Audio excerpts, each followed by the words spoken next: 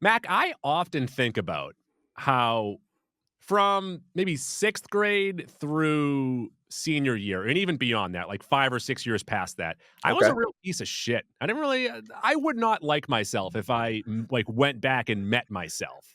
Yeah, you were, but you weren't like a bully. You were just like a class clown type, but like with an asshole edge, like an asshole to everyone. Like, I think back to this too, and this really doesn't have much to do with that, Yeah. but in 6th grade, I had a teacher, let's call him Mr. E. Okay.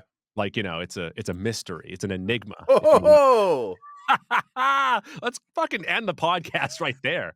No, but, he was was it our a history Mr. teacher Hunt? or socials. Don't know, we can't force that joke, Mac. But, one of our friends walked into the class. His name was Dylan, Yeah. and I yelled, "What up, dildo?" In 6th grade. I didn't even know what that meant. Yeah, you're just And really figuring out the world of dildos in middle right. school. And I remember my teacher, Mr. E, looking at me, and he was about to say something, and then he just didn't because you could tell that his head was spinning, Yeah, yeah. and he said, "You know what? I don't wanna have this conversation." We also, I think our age group was like the last age group to grow up with a bunch of older teachers. Like we didn't Yeah. have young teachers growing Right, up. he was a Now feels super like old teacher, right. yeah, now feels like all of the teachers are, 20s, 30s, early 40s. We had fucking they had just dug them up out of their graves to Mhm. teach us. And so there was a really really big disconnect between teacher and student that I don't think exists today. I think teachers are more hip today and they're more in touch with their kids. I tortured my teachers, and I feel terrible for all of them. I was a pain in the butt, but I never crossed the line. I knew when it was reaching a point where like I would get in trouble and I would stop before that. It depended on, like, at what point in the class it was. Like, if there was still 45 minutes left in the class and I had already stepped on the line, within the next 5 minutes, I'm like, "I'm just gonna step over it. I'm To just be gonna get fair, knocked out."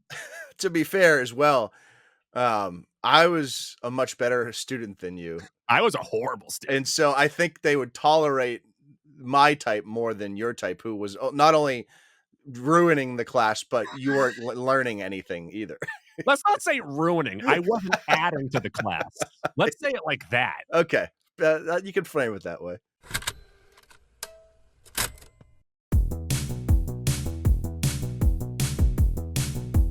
One goo, three, yeah! Goo. Jaws 3.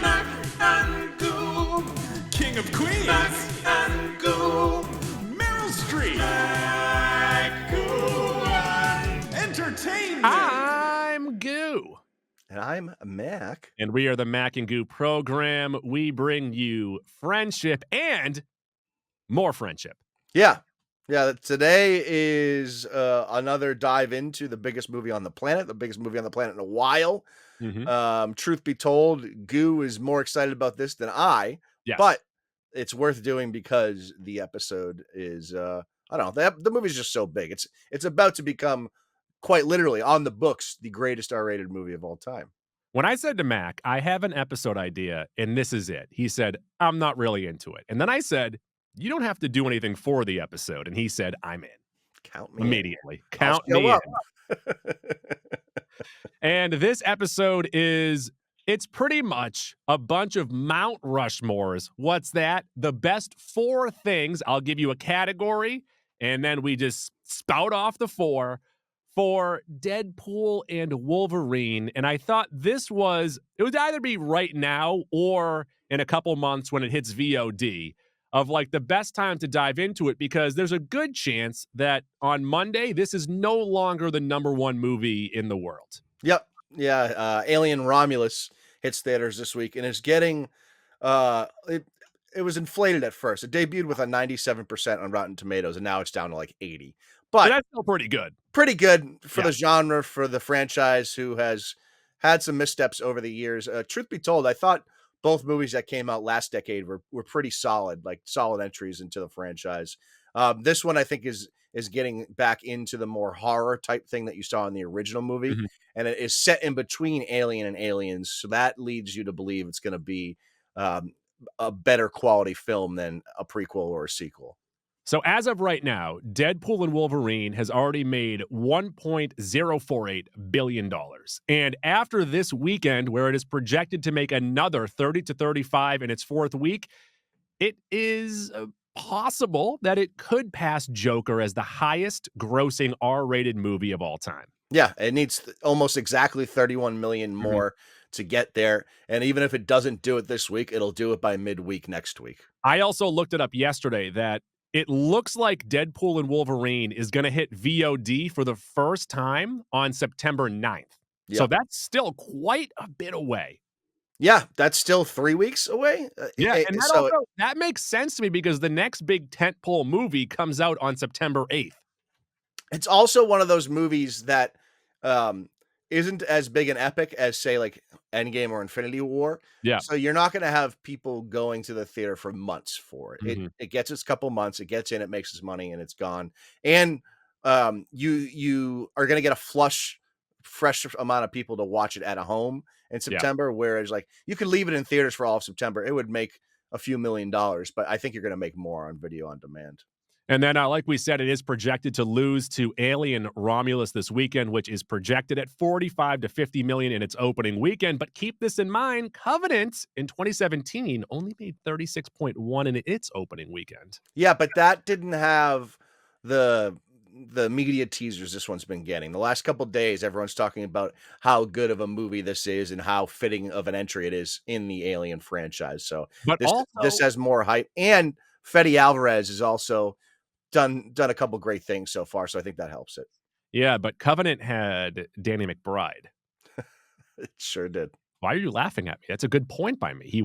He's a part of the cast. He doesn't sell movie tickets, that's for sure. He just makes great television shows. He makes good television shows. HBO said we're attaching us to you. And if you're HBO doing that, that means that you make great television. I'll tell you, I really fell off of Vice Principals. It was fine. And I haven't seen the last two seasons. I really liked the first season of Righteous Gemstones. I just never picked it back I watched up. one episode and I said, think I'm out. I I like like it. Adam Devine too. Let's get into Deadpool and Wolverine, and I just did my rewatch of the movie. Couple quick notes here. I appreciate the fact that Deadpool is already with the TVA 20 minutes in, and then roughly around the 28-minute mark, that's when you start to see Wolverines. So they don't waste a ton of time there. Also, I'm not convinced that that is Chris Hemsworth as Thor on the TVA screen. Still. It definitely is. And I'm pretty sure they just superimposed Deadpool's face over Loki's face. I'm pretty sure of that too. And I'm the only one saying this. This is pretty much my new Sokovia Accords. But that is not Chris Hemsworth. I mean, it has to be because it was a real scene. His face is too round. He's a bigger guy. Sometimes he can stand to put on a few pounds. The movie is still funny, still has some great, just great fun. But the one thing that sticks out like a sore thumb, especially knowing what's going to happen at the end of the movie, the last half an hour or so, it isn't great. Yeah, I'll be interested to see how I feel about that upon a rewatch. I do remember thinking the when Nova comes in. So spoiler. Oh yeah, When- this is all spoilers for this entire Mount Rushmore. Yeah, This might be a 6-pack of Mount Rushmores. When- Yeah, we're getting meta on the people here. when Nova leaves the void and comes to whatever Earth 10-0006, Yeah. everything she does after that is not particularly great. You do get some great moments in the Wolverine and Deadpool verse 100 Deadpool fight, but it's not a shark jumping thing. But you're like, all right, No, it's pretty much fine. after they jump out of the back of the bus, that's when it just that's kind of it for Yeah. me. It gets pretty cheesy. All right, so let's talk about the thing that I think has gotten the most discussion online, and that is the cameos in this movie, Mac. I think I have a good Mount Rushmore of Deadpool cameos. And that is Channing Tatum, which I still think is the highlight, the gambit. funniest part, consistently funniest part of the movie when he's on screen. Yeah. Chris Evans, who of course gave us the okey doke of like, okay, who's this guy with the cloak on? And then it's Chris Evans. And then, which character? You pretty much knew that it was Johnny Storm, but Chris Evans back as Johnny Storm. I would put him on the Mount Rushmore. I do wish that we saw this movie with other people, like other comic book movie fans, for their reaction of Wesley Snipes, because I I think that that would have been a real pop moment. I'll tell you though, I it worked for Endgame because that was a time and place. I'm glad. I get annoyed by these theater reaction videos. Shut the fuck up. Enjoy it. You don't need to stand and clap. Get in your fucking seat. There's more things going on. I'm gonna miss the first 2 lines of dialogue because you guys are hooting and hollering like it's fucking Arsenio Hall's show here. Just sit down and let me pay attention to the fucking movie. Do you agree on Wesley Snipes? Yeah, I agree on it. I think you have the 4 here. Okay, and then the fourth, I think, might have gotten the biggest social media pop Yep. out of any of the cameos, and that is Henry Cavill. Yep. It's a real tongue-in-cheek thing with Cavill taking shots at DC, but it's also one of those things that you're like, you know what? Maybe Henry Cavill could play Wolverine going forward. And then just some other ones here. First off, I think that Laura is just in the cast. Simple enough. Yeah, That's pretty great. she's not in it any more really than Tatum, Snipes, and Jennifer Garner. However, she is much more central to the motivations of Wolverine She's in and the trailer. and then therefore the plot. So, yeah, I guess you could call her a cameo, but she's more of a supporting cast. Elektra is definitely one that you could have possibly had in the Mount Rushmore. I just think the other four were a little bit better. I agree. I totally agree. Sabretooth, Pyro, both, had a little bit there. Pyro actually might be more in line with what Laura is. Yeah, where I he's agree with more that. just a cast member. Sabretooth gets killed immediately, which I do appreciate. Didn't need a long fight there. We do see the Hulk. That's a pretty good cameo, too, just in the claws. Yep. Yep. That's a real quick one. And then, sorry. Back to Elektra. I think part of it too is Garner does a great job. We just like the other characters more. So that's why she gets bumped down. And then two other ones that could have possibly been in there, and that is, so Halle Berry mentioned that Blake Lively said to her, hey, would you want to be in my husband's movie? And then I guess Reynolds never got to her or something like that. Storm would have been a cool one, but the more you think about Storm in this movie of like, is she too strong of a character? She's an Omega level mutant. How would she have gotten to the Void? Also, wouldn't she maybe be an anchor being? Well, I think Jackman's the anchor being in her universe. But No, but that might be a different Could be. universe, though, because Jackman is the anchor being in the Logan universe. Yep. The X-Men universe is something else. Yes, that's true.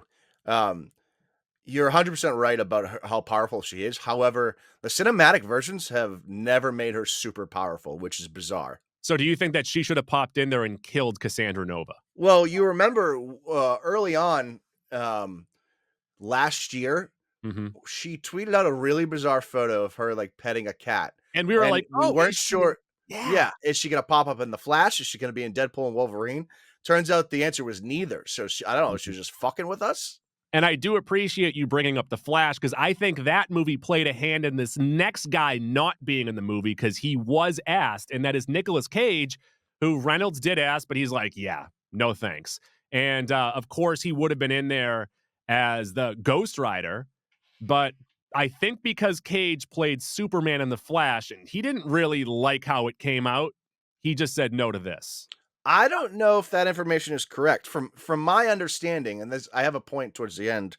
The earliest version, or not the earliest, what this movie was going to be before they changed directions in the MCU, and this is tied a little bit to the Jonathan Majors stuff, is it was going to be Deadpool rounding up a cast of anchor beings, which included Nicolas Cage's Ghost Rider. And when they went away from that there went Cage as Ghost Rider. That would have been sick to see him, but I also think it changed predominantly because he was no longer, it wouldn't have made as much sense. But, I guess you could argue the same thing about Garner and Snipes. But from my understanding, he didn't show up is because they went away from that plot for the movie. No, because Cage said no. I don't know. Ryan if Reynolds that's asked him, true. and Cage said no. I don't believe that's true. Why would Ryan Reynolds tell that story then? I don't know. Why would you? Oh, I asked this girl out and she's like, you're gross. Although we do tell stories like that. I guess that, we'll see. All right, let's move on to the fight scenes. There's a lot of fight scenes in here. Some of them do feel a little samey because I guess on the rewatch, and you don't really pick this up maybe the first time, is that all of the characters that he teams up with in the Void, they're all pretty much hand-to-hand fighters. There's no, Mm. like, crazy mutations or, like, or different power sets. It's all of them using swords, daggers, claws, and things like that outside of Gambit. Yeah, I wonder if that was in part so they could focus and concentrate on doing the after effects on Gambit shit and letting the Mhm. other two just do hand-to-hand combat. But even like so there was a Psylocke variant in Yeah, Nova's thing there. You saw a couple powers from the villains, but yeah, you're right. It was heavy on the hand-to-hand stuff in that big fight. and that was Mac's nickname in high school, What? hand to hand. That's what you liked. Just I'll tell you, if it was that big, more people would know about it. I'd be telling everybody. I think the best fight scene in the movie, or the standout, would be the Honda fight, right? I think so, and I also think, and we've talked about this when we reviewed the movie. The minute and a half, 2 minute monologue Yeah. that Hugh Jackman gives that leads into that fight is fucking epic. It's great. I think it's the best piece of acting in the movie. And then the back and forth, the pause, and then the Yeah. final still of Deadpool being wrapped up in the seatbelts is perfect. Then I would say that the both of them versus the Deadpool variants would be Mhm. the second best, or at least the standout, because that really is fun. And it does end with that weird CGI Wolverine popping out of the bus that Yeah, doesn't look great. But this also starts with him putting on the mask, yeah. which It might was be a the great best part of moment. the movie. It was a great moment. Um, so those two fighting against each other in the void, that was pretty good. I think I would have that on here. And then would you go with the compound fight with their team, or would you go with Deadpool versus the TVA? Uh that's a tough one. I almost think I would almost bump. So, you have to use the compound fight in there because you see all of Gambit's shit. Right, but I also think that one looks clunkier. Like, I think that one has more issues with, like, the CGI. I don't know. You see the Gambit shit and you see Juggernaut get cut off at the ankles. That That's a really good does point. it for That's a me. good point. Okay. Um, I do like too that both fights both times Deadpool and Wolverine fight each other. You see the lasting effects. Like the first time, he's still got knives sticking out of Yeah. him. Second time, the sleeves are off. Like I like how it like slowly evolved and led into the next thing. And also, even with that first fight with the TVA, I'm not in love with the bye bye bye with him fighting the TVA. I actually prefer when it bounces back to it like 28 minutes in and he has the Wolverine claws. And then he Yeah, does yeah, like the yeah. Eiffel Tower thing with the two Like guys. that was a great opening scene, but it's also, it was fun to see some of the kills, but fight scenes are better when it's a somewhat even fight. You know what I Mhm. mean? Like blow for blow instead of just someone decimating everyone else. Okay, so you want to put the Deadpool versus Wolverine in the void the first time we see them fight. Well, I would say the second one for sure, the compound fight. Um, The you gotta variants, you gotta put the variants, and then the Honda fight. So you're so deciding right no, now. I'm saying the Honda fight, Yeah. compound fight, the verse 100 Deadpool, and then you could do the TVA Deadpool versus TVA over the first Deadpool and Wolverine. I might be in on that. Okay. So that is our Mount Rushmore. Deal with it, folks. Now, here we go. What is the best joke from the movie? And I already know what your favorite joke is. So this Yeah, is going to go on the Mount Rushmore no matter what. What is yeah. it? So, of course, at the conclusion or during their time in the I guess it was right at the end of the Wolverine monologue in the Honda, he says, "Say one more word," and I again gubernatorial. It's a funny word to say, anyways, and then with the context, it was even funnier. I was trying to hold in my laughter. I laughed for 90 seconds straight. All right. So I have a list of jokes here, or at least like scenarios that were turned into jokes. As I go through there, either say yes or no, and we'll kind of like weed them out. Okay. I can tell you for sure the second one that I would want on there is when Nice Pool breaks the fourth wall.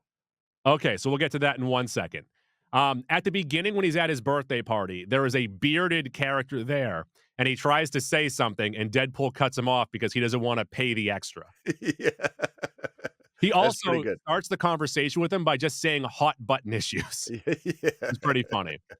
Um, when he is asked by the TVA to join the MCU, and Deadpool yells into the camera for Fox to get fucked. The way that he says fucked is hilarious. Might have Yeah, been the best swear in the movie. he hits the F real hard on that one.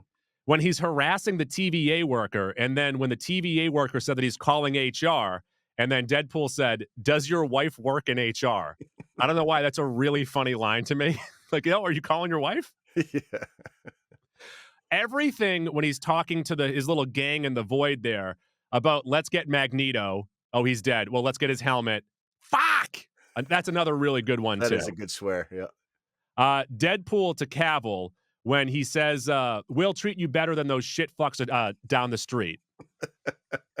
That one is more niche, I guess, but if you're watching this movie, you're in on that, I guess, so that works as well.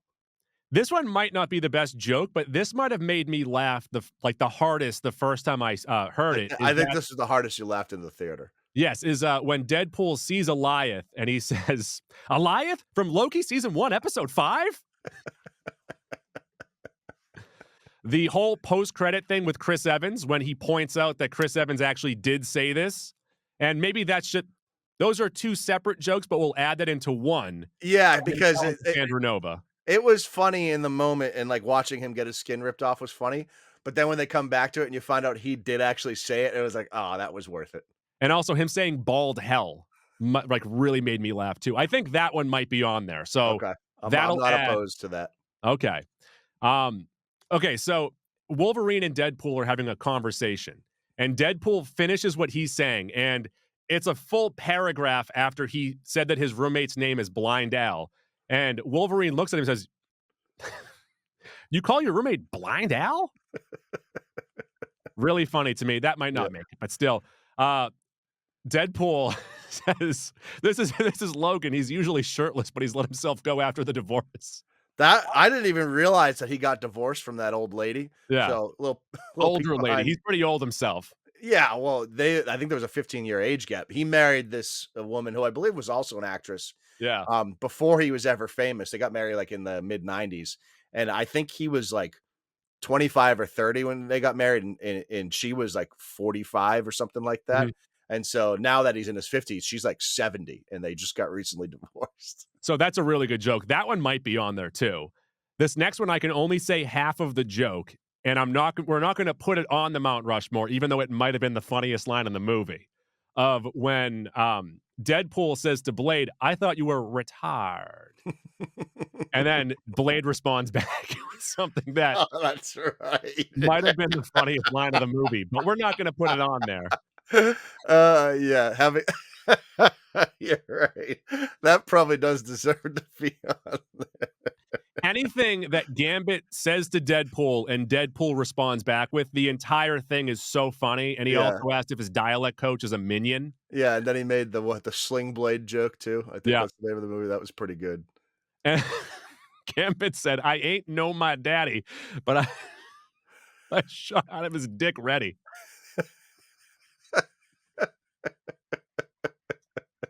I know people have loved this character. Now people are clamoring for a solo Gambit movie. I don't want it. I love the 15 to 20 minutes that we got. It was so perfect. Not everyone gets a speech. That's really good. They're going to keep him till he's 90. That's a really funny joke and a callback throughout the movie. I can gently tap the fourth wall too. The proposal. That's not what I do. Is that what you think I do? And then after Wolverine puts the mask on and he asks if the wings are aerodynamic, he says, "I'm sorry. I'm a catty bitch when I'm jealous." I'm going to add the proposal as my second one because that absolutely killed me. Gubernatorial, and then you add two. I guess the Gambit stuff. The Gambit stuff, I think, is going to be back and forth with Gambit, and then the Chris Evans, maybe. Yeah, because like it was funny anyways, and then when it's confirmed that he said it, and watching him say it like Johnny Storm was fucking great. It was so good. I really love all of the Magneto lines because Deadpool is so confident and like excited to like tell the gang his plan. Yeah, they're like, "No, we already did that. He's fucking dead." she melted his helmet. Fuck. So good. Okay, that's our Mount Rushmore then. Let's go on to the Mount Rushmore, and this was a big thing heading into the movie too, is that we finally got Wolverine in his costume. Mm. So give me the 4 best, the Mount Rushmore of costumes in Deadpool and Wolverine, and I have 2 Wolverines on there. Yep. I have yellow and blue, and I have yellow and brown. Yeah, but specifically the yellow and blue with the mask minus the Oh, yes. sleeves. Oh my god, yes. That's when it's at its best. So it's just the gauntlets and the mask is fucking mint. The brown and yellow is the classic. I got the toy right here. Yeah. I wish he was wearing a mask in that though, but it would have taken away from The the mask mask later. moment in Yeah. the end. So I get why they didn't. The Gambit being I so don't really accurate. I don't really have any other ones. The Gambit being so accurate to what It's it is. funny Like, though, because yeah, also in the comics and in like the animated show, he has this like really thin face. yeah. And I'm not saying that Channing Tatum doesn't have a really thin face, but he's a little bit fuller of a guy. So I think it looks funny with his form. Yeah, you're right. He's not as like wiry as Gambit usually Yeah. is. He's a little more thick. Mhm. But it was cool to see him have the jacket, the whole headpiece with the hair and everything. The headpiece is Um, so funny. I almost wish there was like more going on with Blades because like in the Blade I movies, would- got yes. shit everywhere. You know. I also wish that Elektra had the red and she had Yeah. the bandana and she really looked like the comic. Like she looks good in it. It looks more like what she had in her movie, but I think they could have played with that costume more. I Mhm. also love the callbacks for X-23 to put the glasses on and have That's the great. backpack. Like that's cool, but if they gave her the comic accurate costume, that would have looked awesome too. Yeah. You could even argue here for the 4th spot behind the 2 Wolverines and Gambit is Chris Evans wearing the blue Fantastic Four uniform. That That might was be pretty it. good. And like I know you were less surprised by that, and even though I had been reading about shit like that, it was cool to see the swerve from Captain America to Johnny Storm. And then Lady Deadpool? Yeah, she looked pretty good. You could probably pick a couple of those Deadpools from that final moment. I just don't know enough about those variants to really Baby speak on it. pool, kid pool, cowboy pool, A floating head. floating head pool. All right, that was a pretty easy one though. Yeah. It's pretty much all Wolverines. I want the crucified Wolverine. I want Actually- the back alley Wolverine. Yeah, I want right. a comic accurate Wolverine. You could just do the five or the 4 best Wolverine cameos you liked. All right, Actually, let's even go on. Cavill looked great in the fucking the tank and the jeans. That was fucking perfect. Let's go on to the best music used, the music drop in the movie, if you will, of like when they're about to go and do something, some music hits on and you're like, I'm on for this. The one that is getting the most pub from this movie on social media, on TikTok, because of the dance, would be Bye, Bye, Bye. The movie or the song actually made it back into the top 20 on Spotify after the movie came out. The song is 25 years old. That scene, that music, although I do think it's funny that it went on for so long and they went to the dance 3 or 4 times, the rule of comedy 3 times, but I don't think I would have that on my Mount Rushmore. It's close. I am a sucker for NSYNC in that song specifically. Like to me, obviously you have to have Like a Prayer, Madonna. It pops up at 2 of the best moments in the movie, and it's just such an earworm. I'm a sucker for Avril Lavigne as well. Yes. So when they first pull away in the Honda Odyssey, I might put that in there. From there though, it's tough because there was so many uses of songs in the movie. Okay, so I think Take Me There is the easiest one. And on the rewatch, that was still my favorite part of him putting the hood on and then them walking out to that song. Awesome. The song is called Like a Prayer, isn't it? You're right, it is like a prayer. What did I say? It's Take Me There. Take me there. The It's song not is still Take Me stuck Out by in my Franz head. Ferdinand. They Take Me Out by Franz Ferdinand. They use the song by the Goo Goo Dolls twice, which is a good callback at the end. You might want to put that in there. Don't want the world to see me. Hell's Bells was used for a very short amount of time, and it makes me think of Trevor Hoffman, so I don't want that. We also used it as one of our warm-up songs in hockey. Yeah. Lady in Red for Mary Poppins, that was okay. That was solid. Oh, I've got chills. They're multiplying. Okay, That's so pretty right good, too. now, we have Avril Lavigne. We have I've Got Chills, and we've got Take Like a Me There, Prayer. which is also called Like a Prayer. What do you wanna put as the 4th one? Is Um, it Bye Bye Bye? I don't really wanna use Bye Bye Bye, though. yeah, maybe we'll put Bye Bye Bye up there because I don't know. He does the dance and everything too. But the first use of the Goo Goo Dolls was really funny of It was. him when he was first, taking the device to look for the Wolverines. Do you go with Iris or Bye Bye Bye? I would go Bye Bye Bye, but I'll leave this one up to you.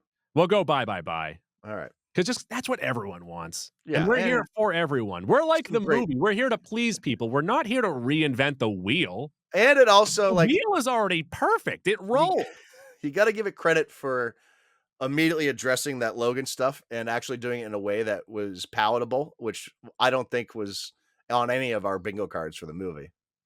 Alright, that's a good Mount Rushmore right there. Let's get to Pants Tent City, Excite Bike Mania. This is we've already kinda discussed a lot of what the pants tents were, and a lot of them kind of were cameos. So, like, seeing Gambit and Blade, that was really cool. Um, the Chris Evans swerve, that was pretty cool. Yeah. You have here the fight scene at Nova's Giant Man HQ, which I think could have been a little bit better. It possibly could have been better, but When it's you first honestly see it. Yeah, when they yeah. enter it, yeah, definitely. It's like 80% of it is seeing Gambit's powers in use, and it's specifically I liked when he tagged everyone with the card and hit the thing, and they all exploded. You get a little bit of a variant Psylocke there. You get Juggernaut versus Yeah. X-23, and all of that stuff too. Like you still get the Cassandra Nova doing the fingers and the face stuff, which looks really cool. So And I that's know kind of really turns you on too. that's all kind of all encompassing. There is that final fight. And really, the biggest pants down of the movie is just when they're about to go and fight all the Deadpools, and Logan says, "Hey, 1 second," and he puts the mask slash helmet on. Oh my god, And that's they awesome! and I think we both had forgotten about it. So when they did I it, had we were like, completely "Oh yeah, forgotten about them having the mask, and then yeah." they did it. And what's great too is Deadpool's reaction is just like, "That is awesome." We have nothing else, guys. Tell us your pants tent moments on social Yeah, I media. mean, it is. I mean, you could name a few others, but I think the biggest criticism of this movie, and I think it's fair, is it's essentially a movie built around like 5 or 6 pants tents, Yeah. and they just connect all the pants tents. However, the pants tents were so great that it works. Yeah. Okay, let's move on to things that the MCU could carry over from this movie to their other movies and television shows. So, the Mount Rushmore of good carryovers from this movie, X-23. I think that's a good jumping off point. And with X-23, adamantium. Yeah, totally agree. So those two things, I mean, the adamantium we know we're getting in the next movie. It would be nice to see X-23 or a variant of X-23 continue on in the MCU. I mean, we know we're getting the X-Men at some point. Yeah. I wonder if she's involved with that. Goo, you also have here anchor beings, which Yes. obviously will be a theme or something going forward. I think that'll play a lot with the Doom stuff and how they figure out Battle World. If you believe Reddit, and I sometimes always do. Reddit is always right. sometimes they're wrong about stuff, and this ties back into the early version of the script and Ghost Rider. Mhm. That version of this movie was Deadpool essentially recruiting a bunch of anchor beings and getting them together to fight, I think, possibly against Kang or something like that. And the anchor being reportedly of 616, our MCU, is Tom Holland. So that's really interesting to think about because Sony is tied into that. And that version of the movie was also going to include Garfield, who was the anchor being Cat? from his universe. Yeah. So they couldn't record on Mondays, I'm guessing. Let me ask you this, because I know that on like social media now on X, the people that like report these scoops, they have like the percentage now of like when they hit. Does Reddit, did they have the percentage of the person that had this scoop? Uh, no, Reddit doesn't really do that, and who knows? I'm sure there's like the same 2 or 3 sources that are telling all of these like Yeah. sourcey people. Um, it's interesting to think, but it is believable with Tom Holland because number one, he's young, so Mhm. you can coax him back to doing more of these movies than most of He's their not other dead. stars. Yeah, and number two, they almost have like a reboot on their hands with Tom Holland, so you had made the point maybe it's strange for 616, which makes sense because and Cumberbatch does like doing these movies, so Mhm. I think it would be one of those two. But I think Holland makes the most sense considering his age and considering where his character is at. I don't want to inflate your ego too much, but I consider you to be the anchor being of 617. Oh, credit. That's our Yeah, area code, yeah. guys. Look at that. Look at The that right area there. code? Yeah, it's area code. Yeah, yeah. The zip's the five number one. I was talking Matt's about gonna be this the other floating on day clouds for the rest of this podcast now. with my mom. I remember like 4 cell phone numbers from when those first became a thing, but I also remember my childhood landline Yeah. number. And I before we went to the area codes, just the one you would dial without the area code. And I don't know why I remember that. It's so ingrained in my brain. Well, in the age of cell phones, how many phone numbers do you know? I know my dad's cell phone number Yes. and 2 of my friends' cell phone numbers from when we were friends when we were like 13. Any other numbers, I do not know. Say, I know my entire family because we all pretty much have the same number. My It's just like brother, a because he had a cell variation. phone first. Yep. I know 3 of my friends' phone numbers. I know my ex-girlfriends from when I was 14, Yep. and I don't know my wife's. Yeah. I know. I also my cell phone number changed in like 2011, 10 or 11, and that's the number I've had now for 15 years. Mhm. I don't even remember what it was before. But I remember, yeah, I have 2 high school friends, and I remember my dad's, and then my childhood landline number. Those are the Oh, only and my 4 grandparents' numbers number. I know. Yeah. Oh, I actually know my grandmother's number as well. I know her landline. I know 2 of my uncle's phone numbers. Their Okay. house, though. It's funny to think that maybe maybe this is why we're smarter human beings, or I guess you could argue dumber. For a long time, for the last 60 years before cell phones, people had to either write down or remember phone numbers, and now that brain power can be dedicated to TikTok. Oh, the last thing to put on the Mount Rushmore of things to carry over in the MCU from this movie. Look at how good this movie is and take something from it. Rated R movies. Yeah. Yeah, it's encouraging. Now we have 2 highly successful Marvel Studios R-rated movies Mhm. that they can I mean, they're both included Wolverine, but it is encouraging to think like a Blade movie, for example, might end up being rated R, and that would be fucking sweet.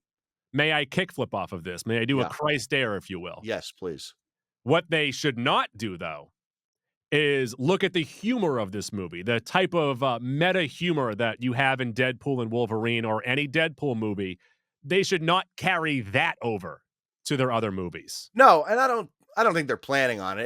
No, It's you specific say to that. one No, character. you say that, but after Guardians of the Galaxy was such a success, the other movies all kinda not replicated it, but they kinda copied the tone. But that's different. That's an entirely different scenario. I'm giving you a great example. Just tip your hat It's an entirely different scenario. and shut up.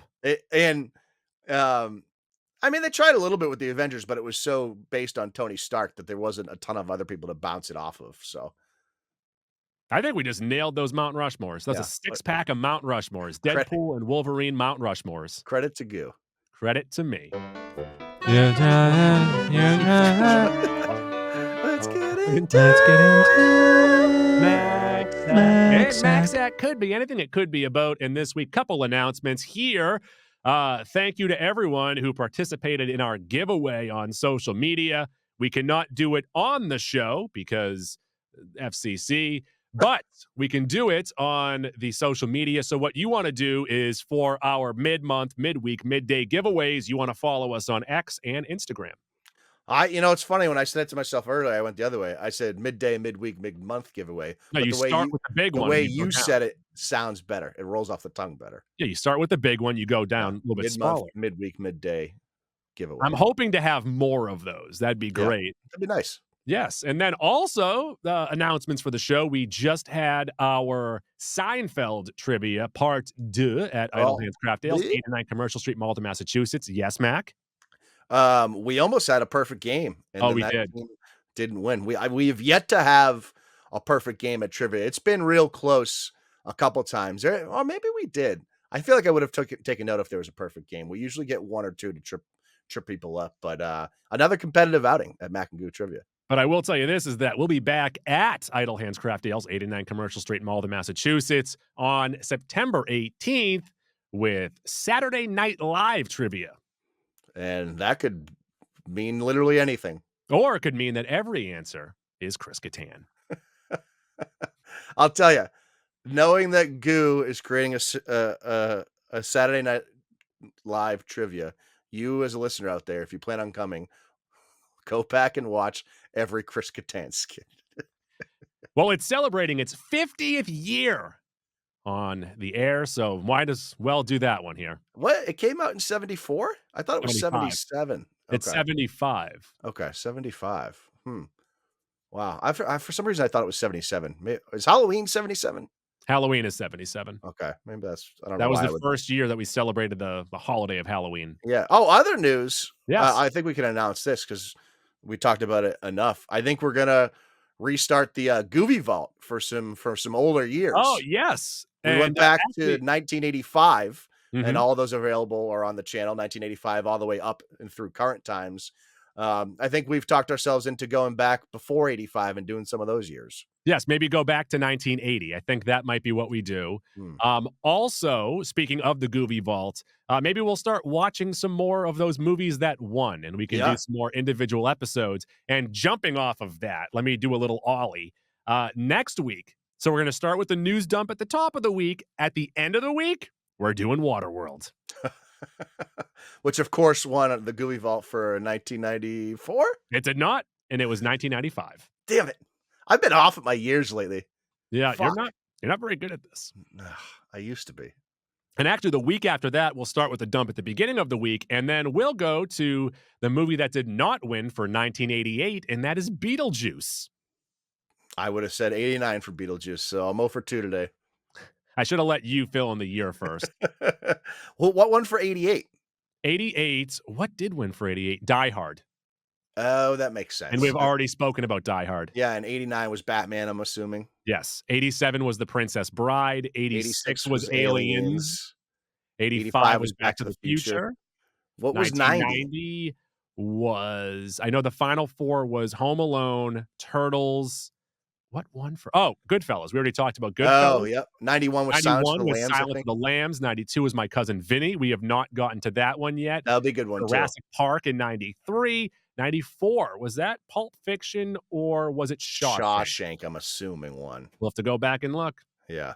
That I still think is probably the greatest year in cinema as 94. I don't know. We were talking the other day because we had to submit our top 50 movies of all time to Richard Milhouse Keefe for the hashtag Dork podcast. And going 1982, real fucking strong. 82 is a good year. 82 Yeah. is a very strong year. Yeah. All right. So tell the people where you can find us. You can find us on Twitter and on Instagram at Mac and Goo Podcast. Every other platform we are Mac ampersand Goo. That's Mac Shift 7 Goo. That includes Facebook, Stitcher, TuneIn, Casper, Spreaker, Google Play, iHeartRadio. Hey, go tell Alexa to play Mac and Goo on the iHeartRadio app. We are on Spotify, but more importantly, we are on Apple Podcasts. Get on there, rate, reviews, subscribe, 5 stars. And if you tune into our social media, and include a certain type of thing in the review, you can win I guess I can't talk about it. We can't talk about it. You can win, though. You can win. Subscribe, 5 stars. If you do that, you get a free Mac and Goo t-shirt from the folks over at Watertown Sportswear. Watertown Sportswear on 34 on Mount Auburn Street in Watertown. Watertown Sportswear, expert screen printing and embroidery. tpublic.com. Oh, I was also told by our WBZ producer, Noah, he's like, I just realized that you guys are on YouTube. Why don't you ever mention on the show that you're on YouTube? And I don't know. I think the people that want to find us on YouTube have already found us. I go back and forth. So personally, more of a visual learner and more, I like to see people talking. So usually the podcasts I enjoy, I will seek the video portion of, but a lot of people don't do that. A lot of people are listening when they're commuting, when they're at work. So, but I get it. Some people are like the visuals more than just flat audio. I'm usually an audio boy, but if I see, something that's clipped down to like 10 or 12 minutes on YouTube, I might watch that. Having said that, we're never going to do that because I don't have any time. Yeah. Fuck that. It's not enough time. Yeah. Plus, we're not good enough at what we do to have something as concise as 12 minutes. We like to ramble. I'd say that. We get sidetracked pretty easily. That's what the people come for. Hey, we like having a good time here at the Mac and Goo program. All right. Oh, we like to laugh. Yes, we got a call the other day too that someone said Stop laughing. yes, they said that they hate the Mac and Goo Movie Club. This is at my radio station. We play Sunday nights on WBZ News Radio 1030. They hate the show. They do not like the sound of our voices. They do not like how fast we talk, and they hate how much we laugh. Do you think just maybe the person's sundowning and they needed a real like somber, they had old school radio voice? Who's the guy that used to do the top 40? Casey Kasem. Casey Kasem. They just want Casey Kasem's voice. Do you want me to do a full episode as Casey Kasem? No, I don't. That person does. Coming in at number 40, we have this. All right, so that'll do it for this episode. Tuesdays are Goose Days. I abuse kangaroos. Bye.